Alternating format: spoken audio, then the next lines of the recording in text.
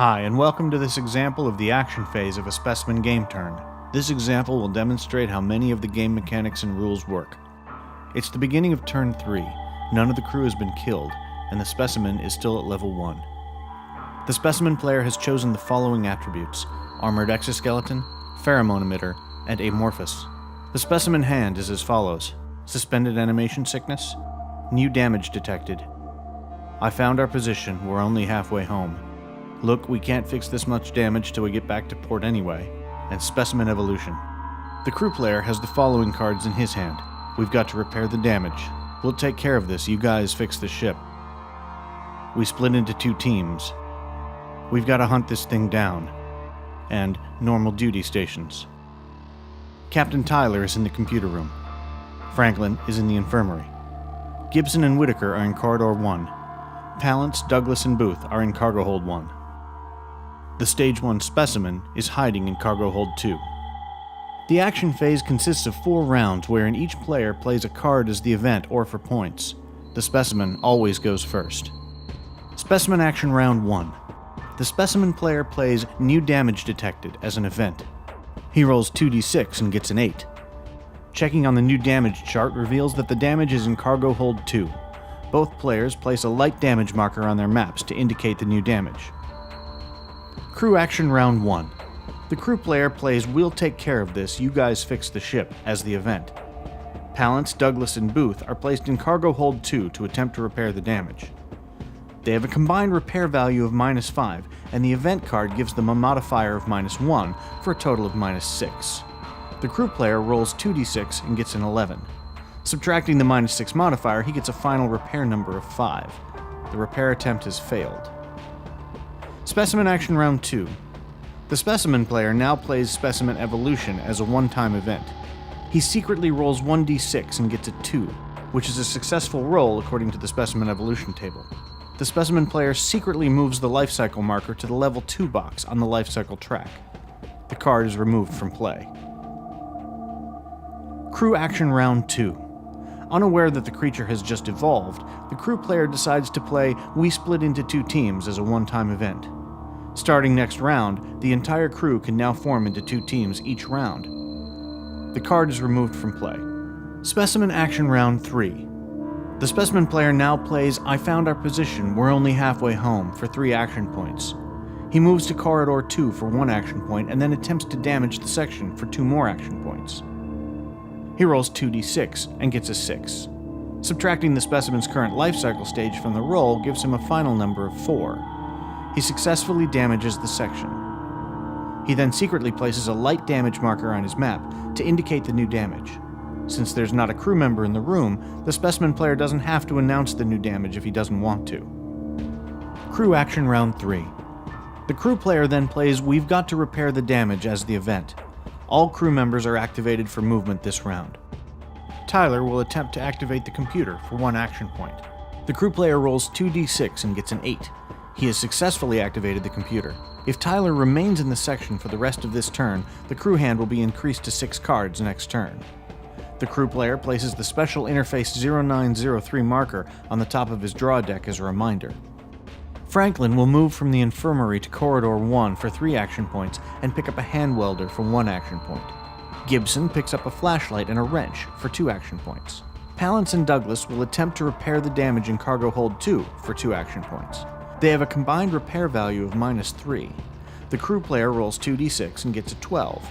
Subtracting the -3 modifier gives them a final number of 9. Not only have they failed, but they've actually made the damage worse. The light damage marker is flipped to its heavy side. Alarmed by this, the crew player spends Palance and Douglas's last 2 action points to make another repair attempt. This time, the crew player rolls a 5. Subtracting the -3 modifier gives them a final number of 2. Success. The heavy damage marker is flipped back to its light side. Finally, Booth moves to Corridor 2 for 1 action point. The crew player wants to grab some of the tools from the locker there. Once inside the section, the Specimen player announces that he discovers there's light damage there. Surprised, the crew player places a light damage marker on the map to indicate the new damage. Booth then picks up the wrench for 1 action point and attempts to fix the damage with his final 2 action points. His repair skill and the wrench give him a repair value of -3. The crew player rolls 2d6 and gets a 7. Subtracting the -3 modifier gives him a final number of 4. Success. The light damage marker is removed from the section. Specimen round 4. Seeing that Booth is now all alone, the Specimen player decides to attack. He plays, "Look, we can't fix this much damage till we get back to port anyway," for 4 action points. He spends 3 action points to attack Booth in Corridor 2. He moves his playing piece onto the big map next to Booth. Both players prepare for combat. Since the Specimen is at life cycle 2, it'll roll 2 dice in combat. The Specimen player decides to use its armored exoskeleton attribute in this combat and reveals it to the crew player. This attribute gives the crew dice roll a -1 DRM. The crew player will roll 1 die since Booth is all alone. He has no combat cards or weapons. So the combat will consist of the Specimen rolling 2 dice with no modifiers, and the crew rolling 1 die with a -1 die roll modifier. The highest total number wins. The Specimen rolls a 5 and a 3 for a total of 8.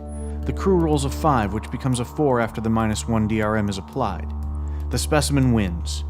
The Specimen now rolls 1d6 and consults the wound chart. He rolls 4. Booth dies in a pool of his own blood. The Booth pawn is removed from play, and the bloody wrench is placed on the room section. The crew player moves the surviving crew marker from 7 to 6. The Specimen now rolls 1d6 for post-combat movement. He gets a 2, which gives him 2 action points to move if he wants. He decides to move up the access ladder to Corridor 1. Crew action round 4. Shocked at the death of Booth, the crew player decides to go on the attack. He plays "We've got to hunt this thing down" as the event. This allows him to activate the entire crew to move and search. He moves Palance and Douglas to Corridor 2 for 1 action point. Palance and Douglas have a combined -4 DRM search value, and the crew player rolls a 4. The search is successful, but the Specimen is not currently in Corridor 2. The Specimen player informs the crew player that he's found nothing. Gibson, Franklin, and Whitaker will remain in Corridor 1 and search. They have a combined search value of -2, along with the flashlight modifier of -1, for a total of -3. The crew player rolls 2d6 and gets a 7. Subtracting the -3 modifier gives him a final number of 4. The search is successful, and since the Specimen is hiding in Corridor 1, the crew has found it. The Specimen player places his pawn on the big map in Corridor 1. The crew player decides to attack. Gibson, the highest-ranking crew member present, will lead the attack. The crew player will roll 1 die for each crew member. The only modifier he will receive is a +1 DRM for having more than 1 crew member in the combat. Since the Specimen is at life cycle 2, it'll roll 2 dice in combat. The Specimen player decides to use its 2 other attributes, Amorphous and Pheromone Emitter, along with its armored exoskeleton, and reveals them to the crew player. The armored exoskeleton attribute gives the crew roll a -1 DRM. The Specimen player rolls a die to see if its pheromones will affect a crew member. He picks Gibson and rolls 1d6. He gets a 5, just missing the 6 he needed to distract Gibson.